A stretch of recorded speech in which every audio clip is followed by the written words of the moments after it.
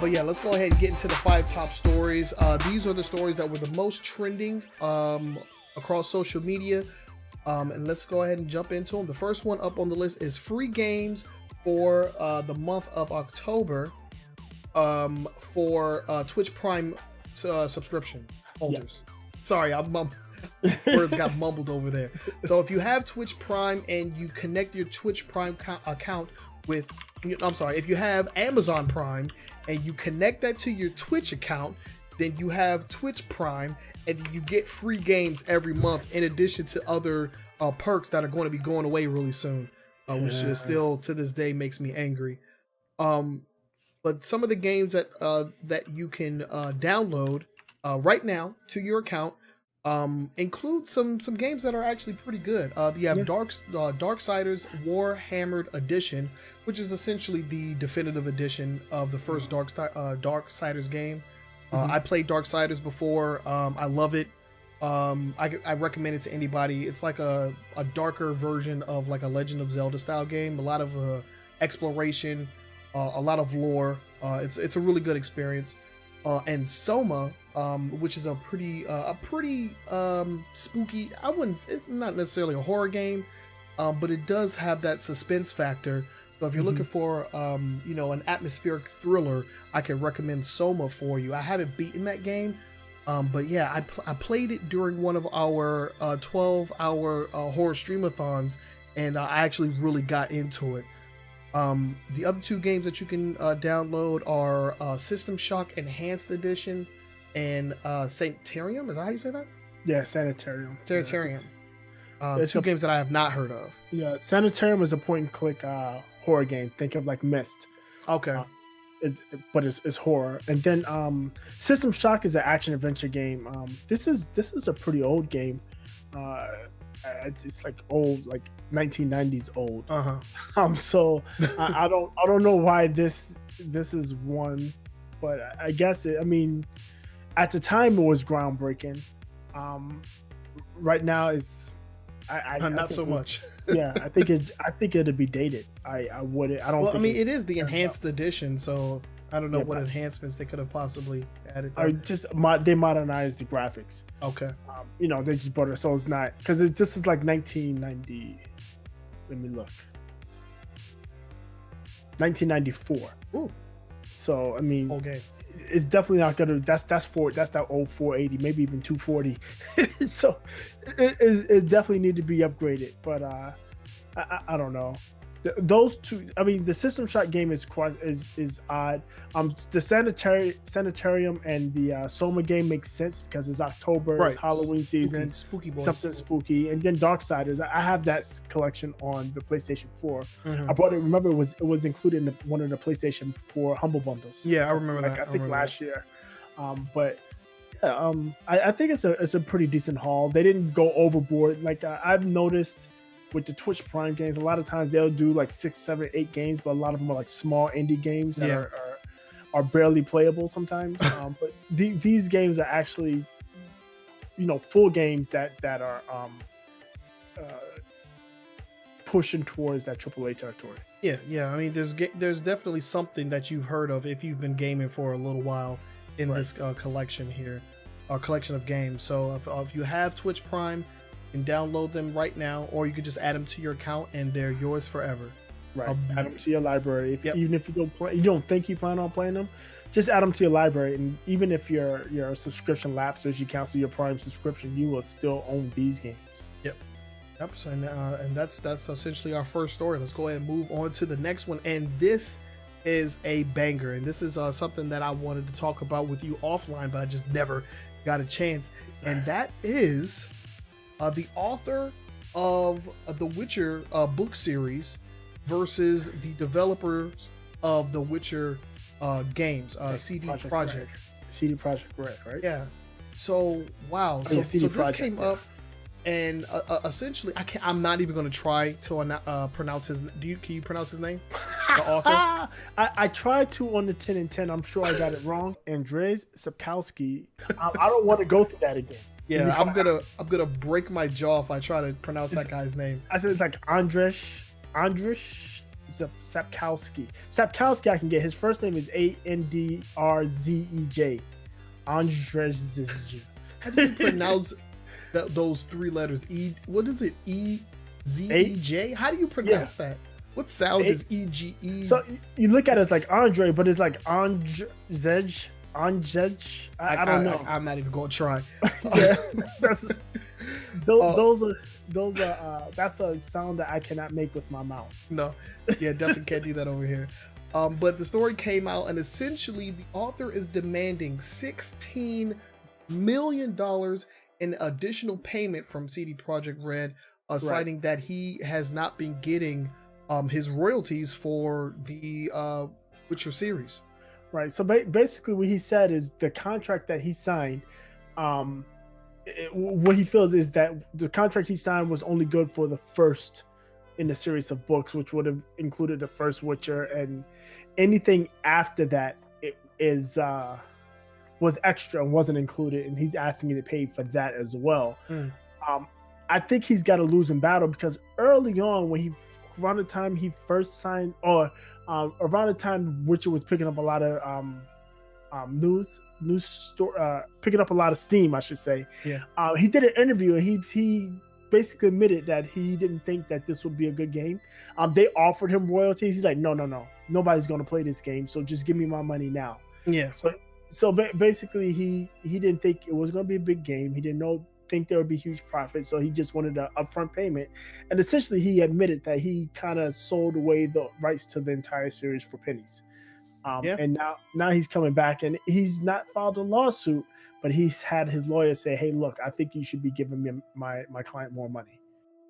Yeah, I don't know, man. This if it goes to court, then he's definitely gonna lose. Yeah, I don't. But I mean, I would agree with him. The first Witcher game was nothing like the games that we have right now. Witcher 2 and Witcher 3 are more similar to each other, but the first Witcher game was like a top-down like point and click game.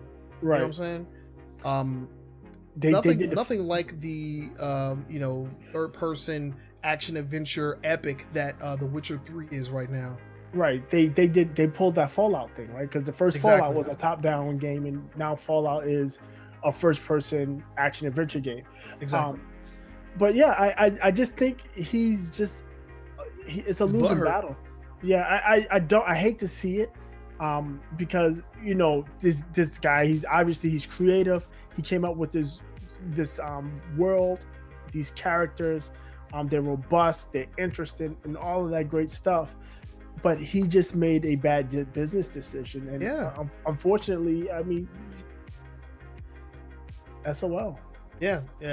SOL is exactly what I was thinking, because especially when you go about it the way that he's going about it. He's demanding more money and royalties after the fact. Witcher is a AAA IP as of right now, and they're actually still working on it. They've been releasing these small little I think they're called Witcher Tales, which are like small compact DLC packs or DLC content packs that continue the story of these characters. So even though CD Projekt Red has shifted their focus over to the Cyberpunk series, right? They're still working on Witcher projects. This is definitely a big IP for them. They're not going to just let it go. Exactly. The most recent game, Witcher 3, was critically acclaimed. So I just feel bad for the guy. Yeah, I feel bad for the dude, but it's like, come on, man, you messed up. Yeah, you gotta make better decisions. Yeah, I will always say, anytime as a creator, if a big company is like, we want your content, we want to make your book into a game or a movie, I will always gamble and opt in for the royalties, because these companies going to put a lot of money in it. And even if the movies aren't critically acclaimed, Venom, they may still make a lot of money. Venom. I mean,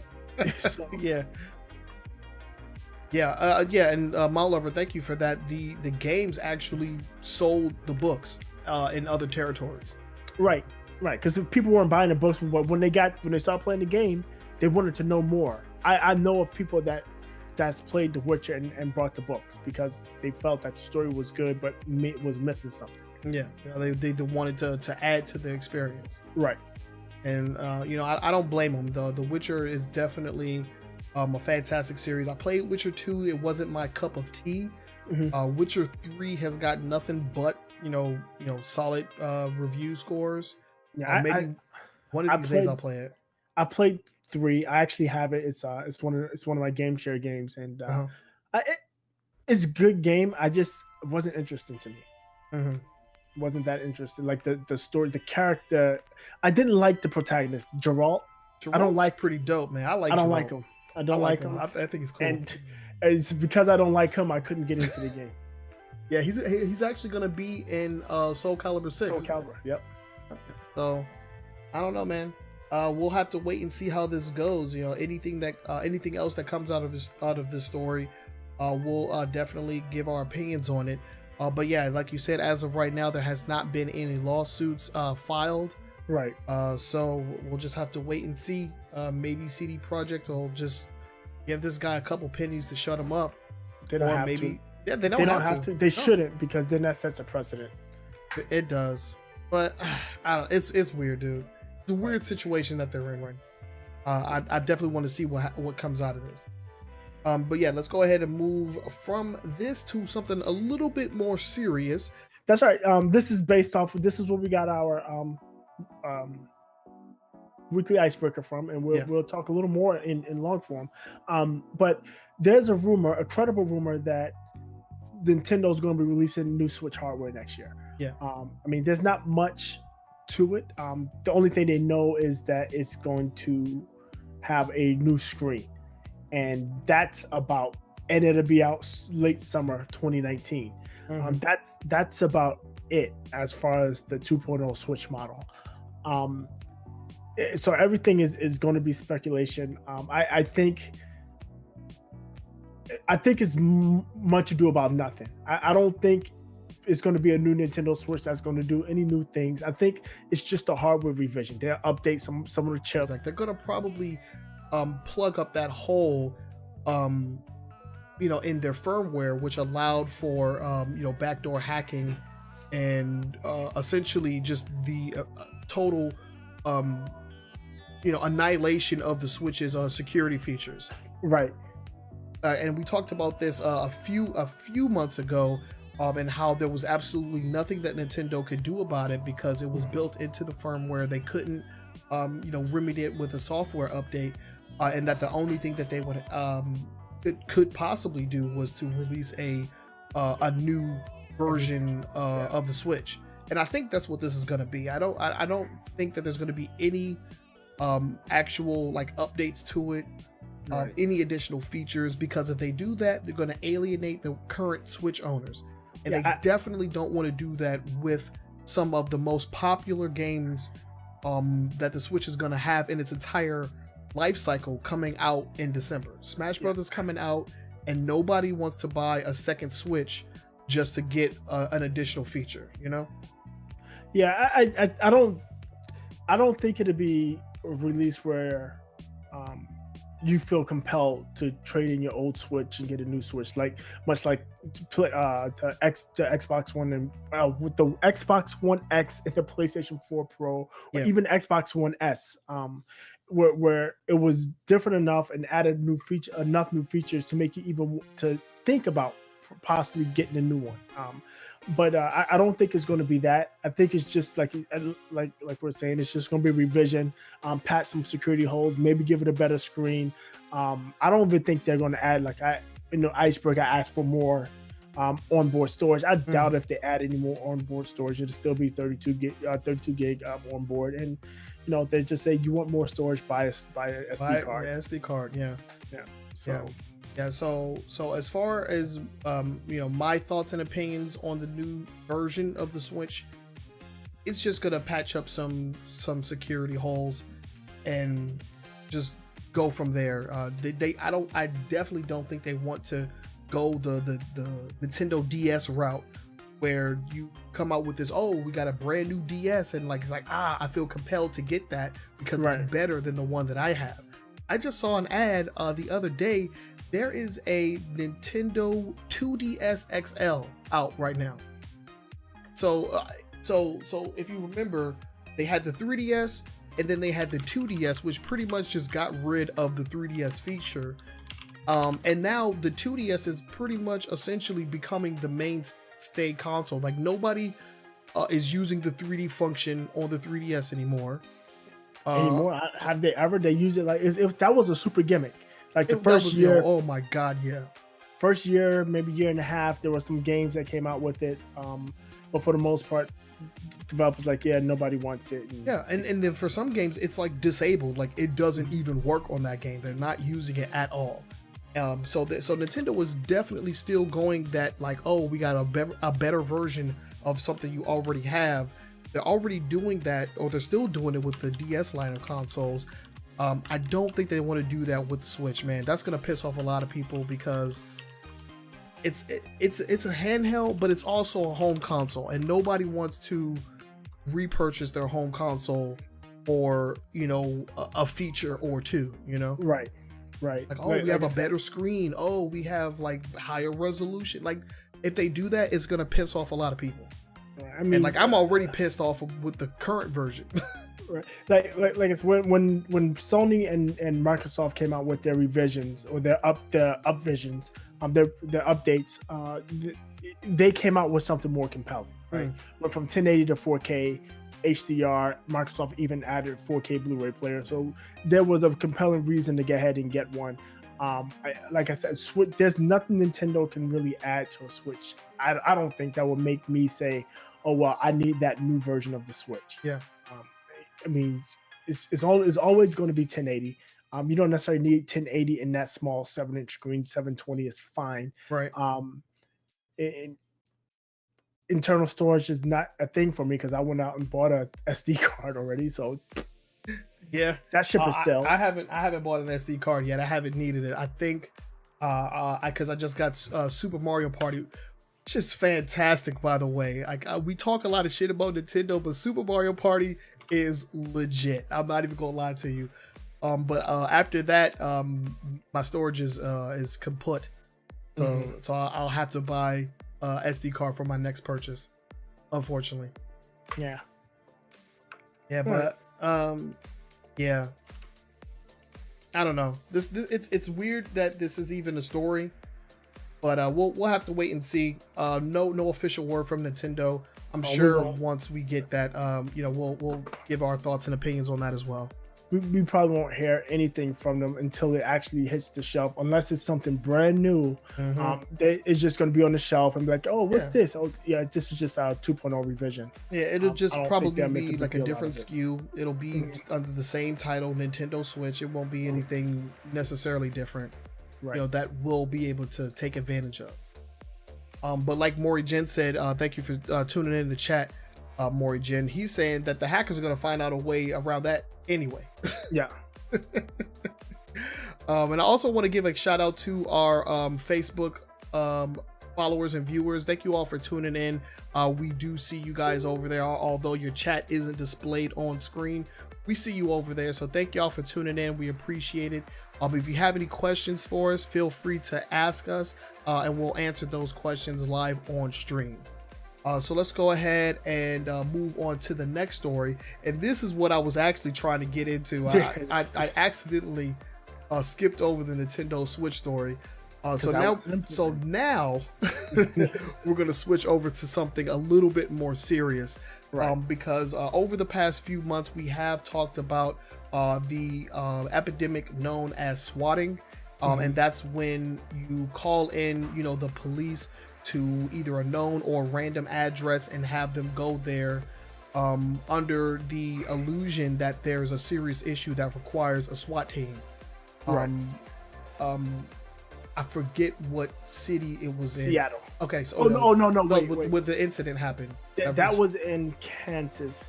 I want to say Topeka, right? Topeka, Kansas, yeah. In Topeka, Kansas, there was a swatting incident that resulted in the death of a man, a father and a husband who had absolutely nothing to do with the issue at hand. And so a He lot wasn't of even a gamer. yeah, he wasn't even a gamer. And so this has caused a lot of police departments to, take it under their responsibility to, try to avoid swatting as much as humanly possible. And the Seattle Police Department put out a PSA, and they're launching a anti-swatting, registration.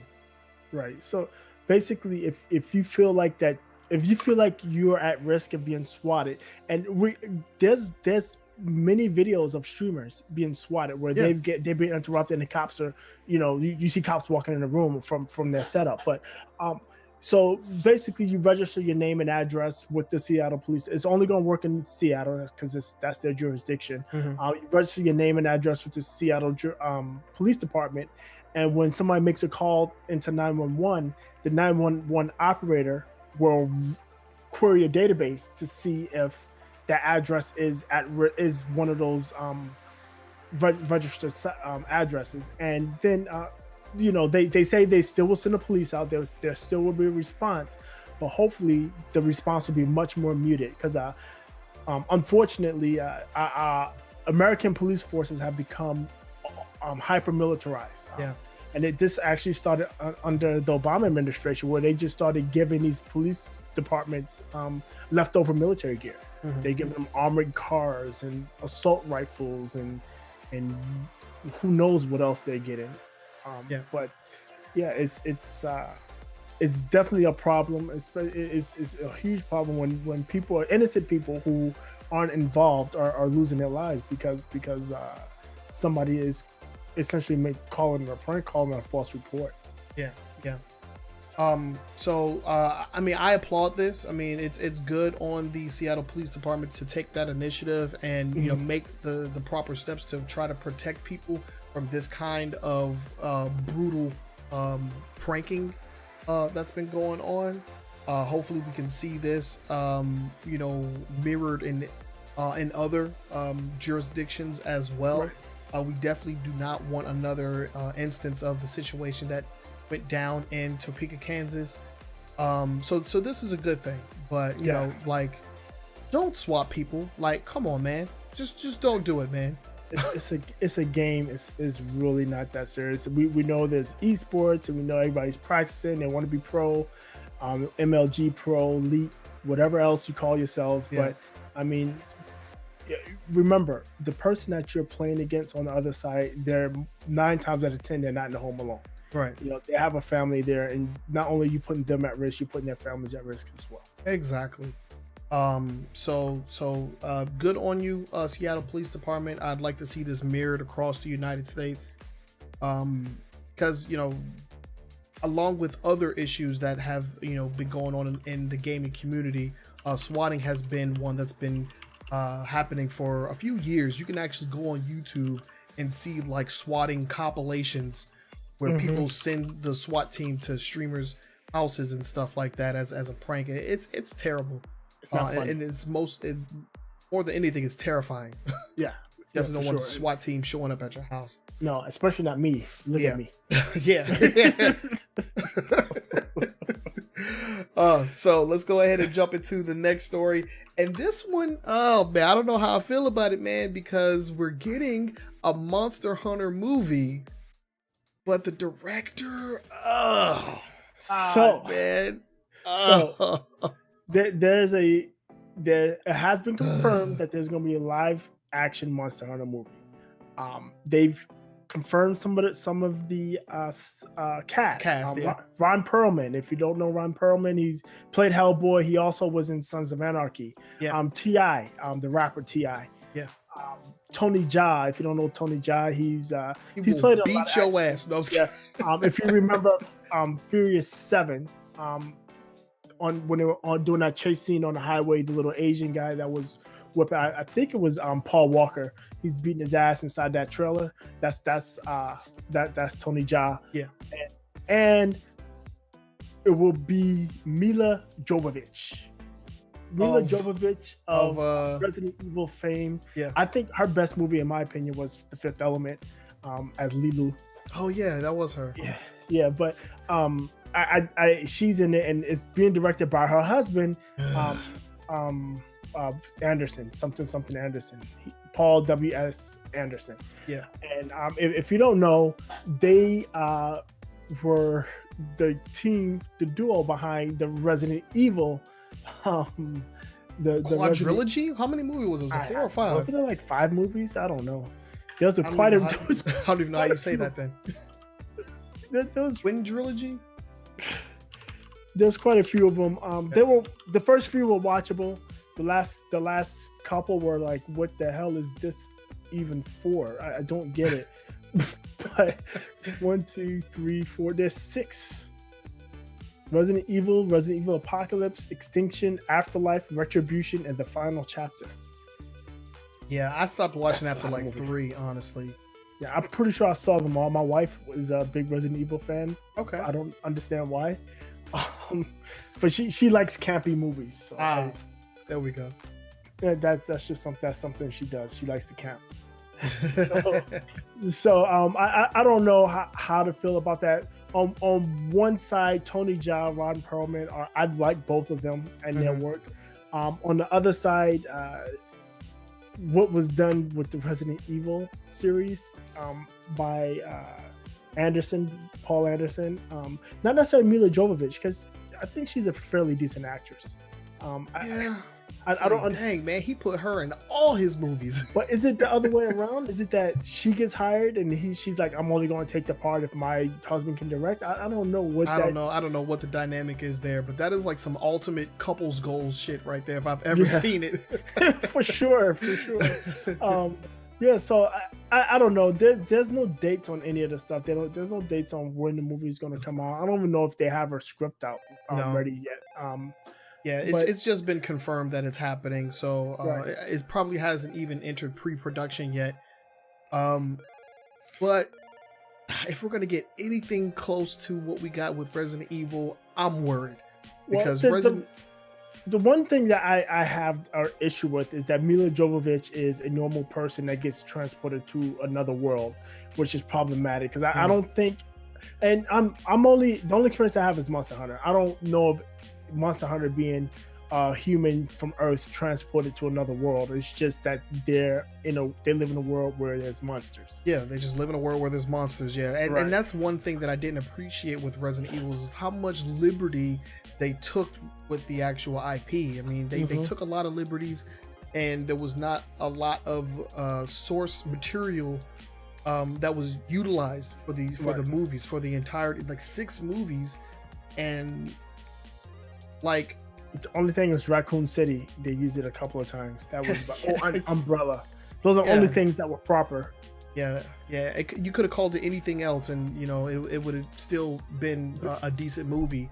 But calling it Resident Evil, you expect certain things, and we didn't get a lot of those things. Exactly. A lot of the mainstay characters were one-off characters, killed, like Jill or like Chris Redfield. Like you saw them in short little spurts, a couple scenes, and then they were never heard of again.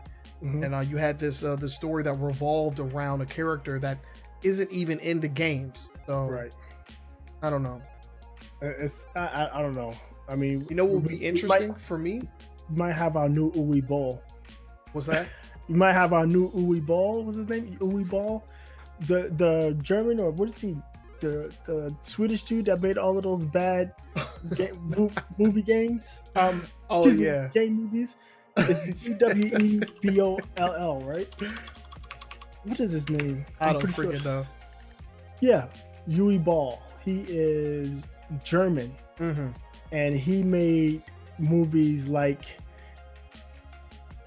Hold on, I'm going to go through his list. Okay, well, while you're doing that, an interesting thought that I had, because the only experience that I have with Monster Hunter is with the most recent game, Monster Hunter World, and one of the most annoying characters in that game is the handler. She's super annoying. I thought it would be super interesting if she played the handler, because she's super annoying in Resident Evil, and it would make sense because she's annoying to me, so... it kind of put one and one together. She will play an annoying character. Maybe I'd like it. I don't know. So this dude's name is Uwe Ball, Okay. and he did House of the Dead, Alone in the Dark, Blood Rain 2, Alone in the God. Dark 2. He did a Far Cry movie. He did a Rampage movie, another Blood Rain movie, and all of them were bad. And all of them were bad. Yeah. He actually finally retired. Not too. I think it was like last year, the year before last. He's done. Good. Uwe Boll. Yeah, but there's been a lot of talk about movie adaptations of video games. I mean, even on the Capcom side, they kind of like sneak announced a Mega Man movie. Oh yeah, they announced a Mega Man movie, but there was another one that's a Netflix show. That's a game. Man, if it's Castlevania Season 2, I'm ready. No. Yeah, that was great. Dope. Castlevania was good. No, there's something else. Oh gosh. We'll have to come back to it. Yeah, I have to come back to it. But there's a Netflix's. I know they got the Minecraft. That's not what I'm talking about. There's something else that's coming on to Netflix as a series that's game based. Okay. Yeah, once we remember, we'll let you guys know. But yeah, that's it for our 5 top stories. If you have any, if you agree with this, you disagree with us, let us know down in the comment section. If you're watching this on YouTube, we appreciate your guys' feedback.